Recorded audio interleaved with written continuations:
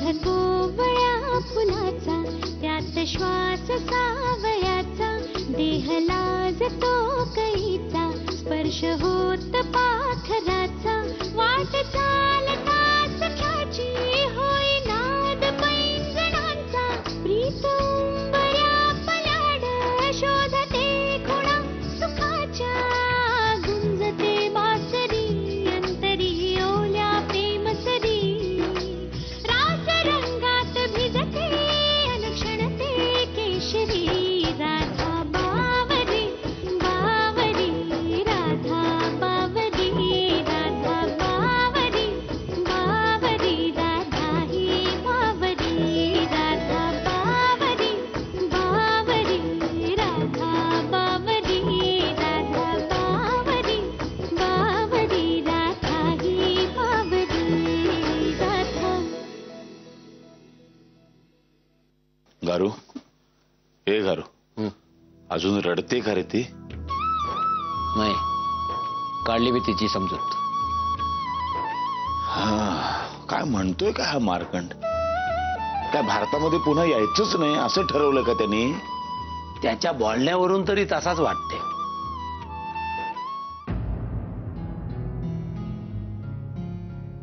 मार्कंडनी तिकडे साऊथ आफ्रिकेमध्ये घरोबा तर केला नसेल ना दुसरा एखाद्या मडमे बरोबर? मला ते नाही वाटत. काय पोरं निपजले माझ्या पोटी. तुमच्या पोटी? तुम्ही काय प्रेग्नंट होता काय? अरे घारू, याला जायला सांग रे. हे बाबा, जा रे तू. मला ना सीमाची खूप काळजी वाटते रे. म्हणजे मनामध्ये असा विचार येतो की समजा मार्कंडने त्या साऊथ आफ्रिकेमध्ये काही काळे धंदे सुरू केले तर हिचं काय होणार? त्यापेक्षा आपण एक काम करूया, आपण सीमाला ना माहेरी पाठवून देऊया पुण्याला. हा, खोटा प्रेम दाखवून तिला घरातून काटवायला बघताय काय? त्यापेक्षा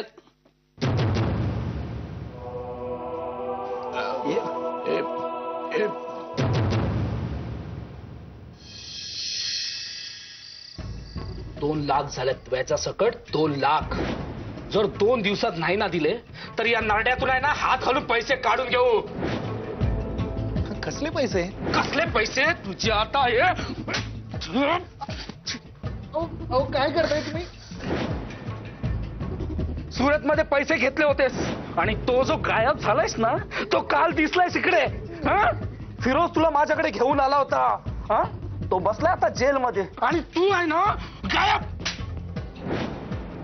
नाटकं नाही करायची राघव, नाटकं नाही करायची. मुकटायला पैसे द्यायचे, समजलं काय? अहो नाही, तुमचा काहीतरी गैरसमज होतोय. मी राघव वगैरे कोण नाहीये. मी केदार धर्माधिकारी. मुकटायला पैसे द्यायचे तुला सांगतो, समजलं ना? नाहीतर घरी येईल.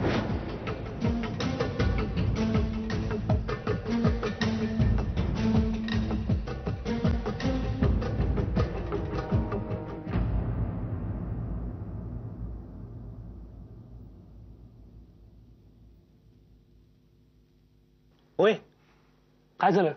टेन्शन मध्येच? सौरभ, अरे ती त्या दिवशीची माणसं आली होती क्लिनिक मध्ये. कोणती माणसं? अरे ती नाही का आपल्याला ती मारायला रस्त्यात आली होती ती माणसं. काय क्लिनिक मध्ये आली होती? हो रे. अरे पण मग तू गप्प का बसलास? पोलिसांना बोलवायचं ना. अरे माझ्या मनात आलं होतं तसं, पण खूप घाबरलो होतो रे मी.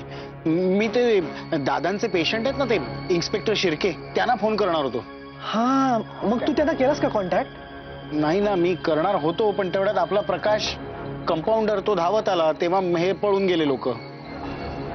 छान झोले यार. ए मला सांग, त्यांनी तुला राघव नावाने हाक मारली का रे? राघव मंत्री? हो, पण तुला कसं कळलं? आता सगळं कोडं उलगडतंय. अरे हा ना कोणीतरी तुझ्यासारखा दिसणारा माणूस आहे. इकडे तुला ती लोक भेटली, मला तिकडे ती मुलगी भेटली. मुलगी? कोण ती मुलगी? ती त्या दिवशी मला रस्त्यात मिठी मारत होती ती? हा, आणि इमॅजिन कुठे भेटली असेल? कुठे? राधाच्या हॉस्पिटलमध्ये. अरे ती तिची असिस्टंट आहे, डॉक्टर आहे. आणि मी गेल्यावर एक मिनिट, पण तू कशाला गेला होतास राधाकडे? ते महत्वाचं नाहीये यार, तू ऐक तर. आणि मला तिथे पाहिल्यावर ना तिची टेप सुरू झाली. मला म्हणाली तुमचा भाऊ राघव मंत्री मला फसवतोय. राघव मंत्री? अरे हो ना, तिथेच तर मला कळलं की हा राघव मंत्री सेम तुझ्यासारखा दिसत असणार, फक्त तुझ्यासारखा साधा सरळ नाहीये. जाम चॅप्टर असणार हा माणूस. सौरभ, पण आता करायचं काय? तू टेन्शन नको घेऊया, बघू ना कुठे जाणार आहे तो. आणि तू म्हणालास तसं आपण त्या इन्स्पेक्टर शिर्क्यांना सांगू ना. हा. ए सौरभ, ती कोण मुलगी, ती काय नाव तिचं? कल्पना. हा, तीच ती. तिने हे सगळं राधा समोर सांगितलं? हो. झालं, म्हणजे संपलं सगळं. ऐक ना, अरे तिने जरी सगळं राधा समोर सांगितलं ना, तरी राधा तिला एकदम फर्मली म्हणाली की केदार तसा मुलगा नाहीये, तो अतिशय चांगला साधा सरळ मुलगा आहे. तो राघव मंत्री केदार सारखा दिसत जरी असला ना, तरी तुमचा काहीतरी गैरसमज झालाय. खरंच सौरभ? हो मग. राधा जाम ब्रिलियंट आहे यार, भारी. ती ना सगळ्या गोष्टी अशा एकदम क्लिअर मांडते, व्यवस्थित. ग्रेट यार. तिला ना असं बोलताना पाहिलं ना की मस्त वाटतंय.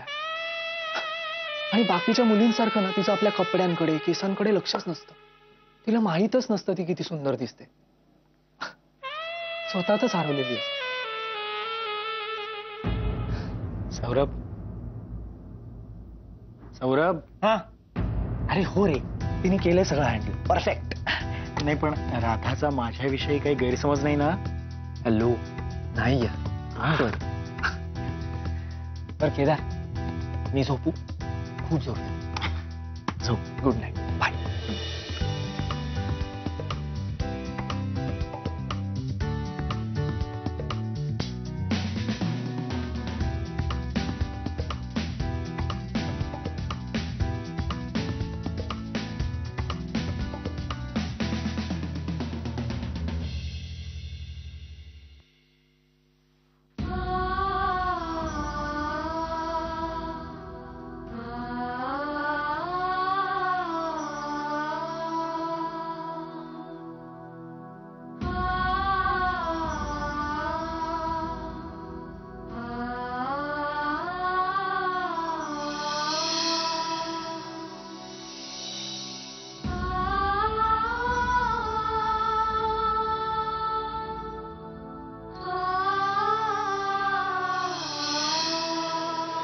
अय्यो अम्मा, डोळ्यातून पाणी गळगळा गळगळा गळगळा इन शॉर्ट, मॅडम प्लीज रडू नका. तुम्ही रडायला लागला तर मी पळायला लागणार. मला ते करायचं नाही, पण नका प्लीज, रडू नका.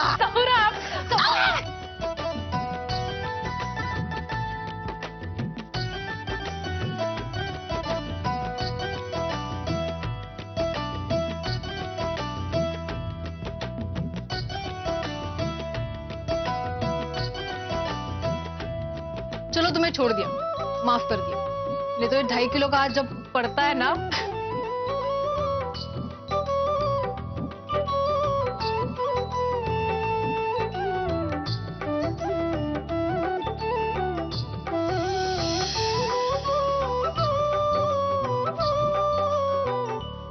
अय्यो माझं सीट गेलं, अन्न वाढला. अय्यो अय्यो.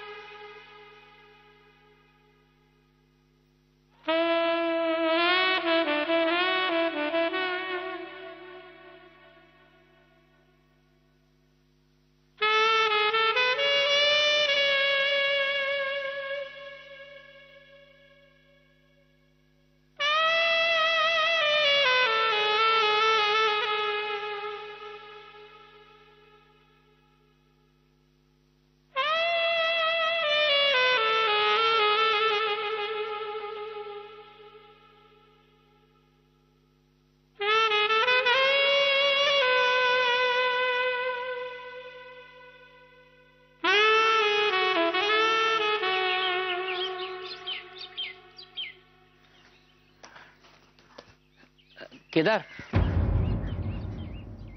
क्लिनिकला निघालास? हो का? काही काम होतं का? केदार, तू इतक्यात चंद्रपूर गडचिरोलीला जाणार आहेस? चंद्रपूर गडचिरोली का? कशासाठी? या आता तू सुद्धा सौरभ सारख्या स्टाईली मारायला लागलास वाटतं. म्हणजे अरे म्हणजे काय, मागची 3 वर्ष अधूनमधून तू मेडिकल कॅम्प्स घ्यायला गडचिरोलीला जात नव्हतास. आता तूच विचारतोय कशासाठी म्हणून. चंद्रपूर गडचिरोलीला मी कधी गेलो मला नाही आठवत आहे. सोड रे, मला तिथे तुझ्या बरोबर यायचंय, तुला आधीच कळलेलं दिसतंय आणि मग तू माझी खेचतोयस काय? पण केदार, खरंच मला हे चेंज हवं होतं रे. रिटायरमेंट नंतर हाऊस करणार होतो हिंडण्या फिरण्याची, पण निर्मला गेली आणि सगळा रसच निघून गेला. पाठोपाठ श्यामला वहिनी गेल्या आणि मधुही बिथरला. आता आम्ही दोघंही एकमेकांना सांभाळत गाणी ऐकत बसतो. पण खरंच केदार, कधीतरी असं वाटतं की दूर कुठेतरी असं शांत ठिकाणी जाऊन राहावं.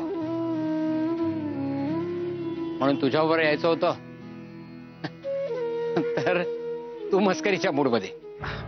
हो नाही अण्णा, पण मला खरंच काही आठवत नाही. म्हणजे गडचिरोली केव्हा काहीच आठवत नाहीये. खरंच आठवत नाहीये का? भलत्या सलत्या ठिकाणी कुठे जात होतास चंद्रपूरचं नाव सांगून? अण्णा नाही नाही, जा बाबा जा, मी नाही येत तुझ्या बरोबर. पण केदार, तू देखील छुपा रुस्तम निघाला मस्करी करण्याच्या बाबतीत. सौरभच्या वर्तन केलीस. जा बाबा जा, क्लिनिकला जा, नाही तर म्हणशील मी तुला उशीर केला म्हणून. जा. हो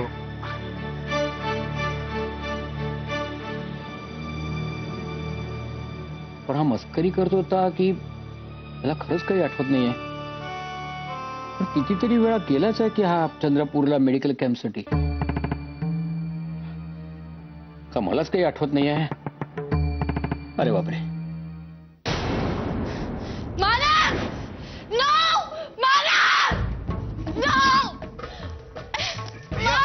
रिया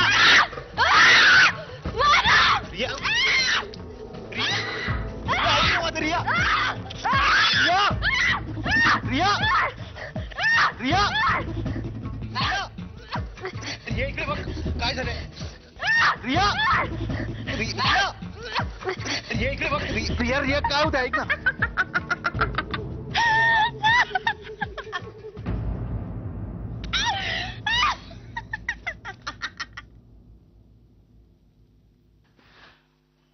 कुछ नाही, बघत होते, तुला टेस्ट करत होते. मला काही झालं तर तू धावत येतोस का नाही?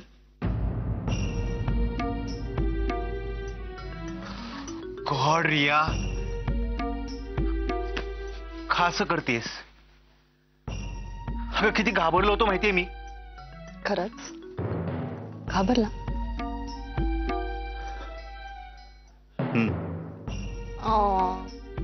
How cute, my cute sweet मानस.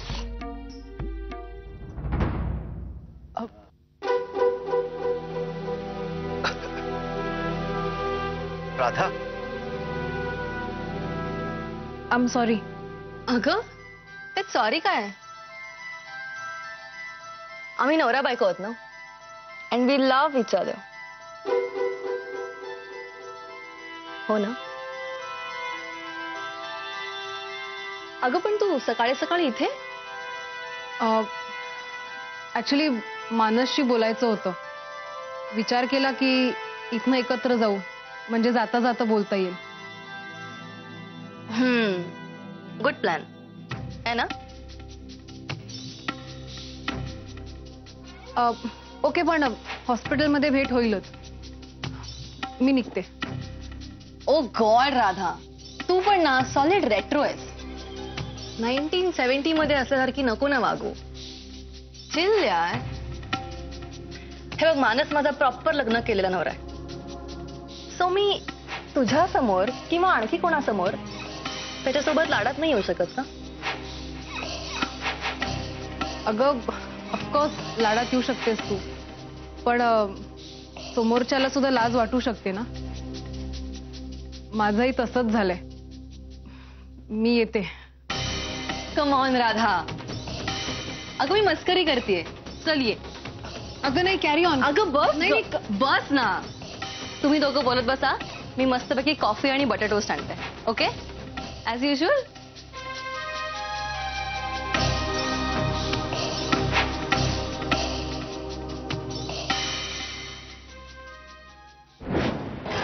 अरे अरे केदार, काय झालं? काय घाबरलास का? तो माझा पाठलाग करतोय. कोण पाठलाग? पाठलाग आणि तुझा आणि तो कशासाठी? माहित नाही, मी ओळखत नाही त्याला. ओळखत नाही आणि काय काय मोगलाई लागून गेलाय? कोण आहे रे? कोण आहे तो? हे लोक ना बरेच दिवस झाले मला त्रास देत आहेत. तुला त्रास देते? हो. का? अरे मग का त्रास देते तुला ते? माहित नाही, मला खूप भीती वाटत. तो आला. अरे कोण आहे? तू काय बोलतो केदार?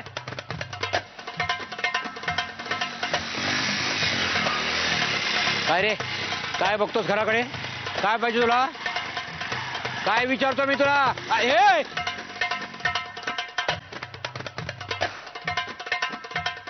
अजब प्रकार आहे. केदारच्या मागे कोणी काय यावं? ऍक्च्युली मी हे सांगण्यासाठी इथे आले की तू डॉक्टर साई प्रधानांशी जरा बोल ना. का काय झालं? त्यांची दोन्ही मुलं त्यांना US ला बोलवत आहेत आणि त्या काही जात नाहीयेत. गेली 7-8 वर्ष हे असंच चाललंय. हो ना, त्या म्हणतायत तुम्ही इथे या, हॉस्पिटल सांभाळा, आपल्या भारतात राहा. आणि ते म्हणतात आई तू तिकडे ये, आता आराम कर, मधून मधून कन्सल्टन्सी पण कर, पण आता कायमची आमच्याकडेच राहा. मध्ये मध्ये हा वाद चालू राहतो की परत 4-5 महिने काही नाही. आज सकाळी विपुलचा फोन आला होता. तासभर मलाच समजवत होता की आईला सांग, आईला पटव. म्हणजे आपल्या आईला नीट ओळखत नाहीत मुलं. सई मॅम किती हट्टी आहेत हे ठाऊक नसल्यासारखं करतायत. तरी मी त्यांना दरवेळेस समजवते, पण त्या तयारच होत नाही US ला जायला. मी म्हटलं जाऊन या थोडे दिवस, पण ऐकतायत कुठे त्या. अगं राधा, त्यांना तुझी काळजी असेल ना, म्हणजे तुझ्या लग्नाची. खरंच राधा, आता घे मनावर लग्नाचं. म्हणजे सई मॅम, तुझे बाबा आणि हा मानस सगळे मोकळा श्वास घेतील. अरे यार, सारखं सारखं इमोशनल ब्लॅकमेल नका करू मला.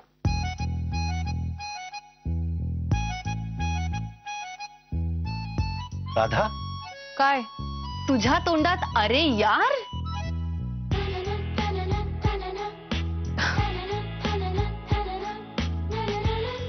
ती सौरभची सवय लागली. अगं मग तू लग्न करून टाक ना. काय? अगं म्हणजे सौरभची नाही, पण आमचं असं सजेशन आहे की तू लग्न कर ना. परत आली गाडी माझ्या लग्नावर. नाही राधा, तुझं बरोबर आहे. हे बघ, तू लग्न करूच नकोस. काय? हे लग्न प्रेम वगैरे सगळं झूट आहे. काही अर्थ नाही याला. आता माझंच बघ ना, मी रिया बरोबर लग्न केलं. माझं रियावर इतकं प्रेम आहे, पण तिचं माझ्यावर जरा तरी प्रेम आहे? मी प्रेम करत नाही. तू बरा आहेस ना? मानस, काय बोलतोयस तू? हा, म्हणजे बघा, हिचं जर माझ्यावर खरंच प्रेम असतं तर हिने 2च टोस्ट आणले असते का? फक्त तुझ्यासाठी.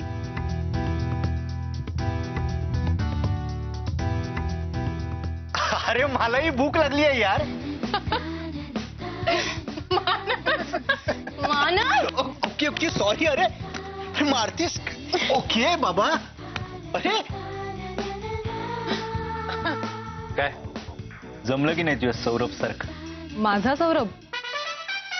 मानस, काय बोलतोयस तू? पण तू जे काही बोलतो ना, इट इज सिम्पली ग्रेट. तुला गंमत सांगू?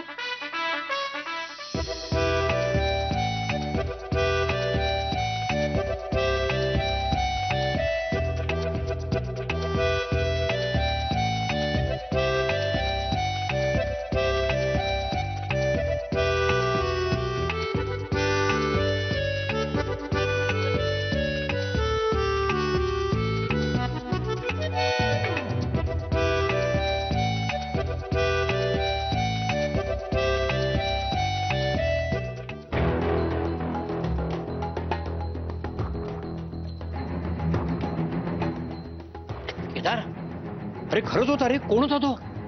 आपल्या घराकडे पाहत होता. मी दरडावर तसा पळून गेला. कोण होता तो? तो आपल्या घराकडे बघत होता. अरे पण तू घाबरतोयस कशाला? तू काही केलं नाहीस ना, मग घाबरायचं कशाला?